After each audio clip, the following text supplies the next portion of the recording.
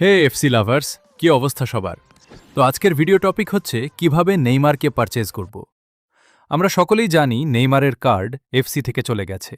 তো চলো বেশি কথা না বলে শুরু করি।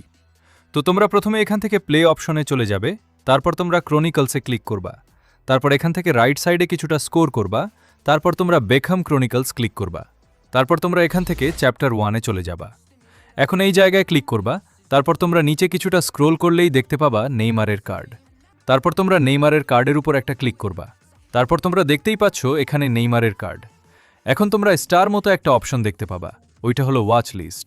তারপর ওইটাতে একটা ক্লিক করবা, তারপর তোমরা ব্যাকে চলে আসবা, তারপর চলে যাবা মার্কেটে, তারপর মার্কেট থেকে ওয়াচ লিস্টে ক্লিক করবা।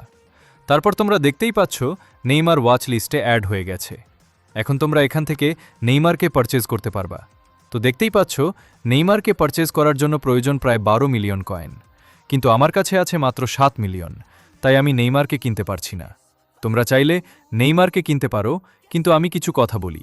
দেখো, নেইমারের কার্ড কিছুদিন পরে এফসি মোবাইলে চলে আসবে, আর এই কার্ডটার অভিয়ার অত বেশি না, এবং এই কার্ডটা যদি তোমরা একবার পারচেজ করে ফেলো আর সেল করতে পারবা না।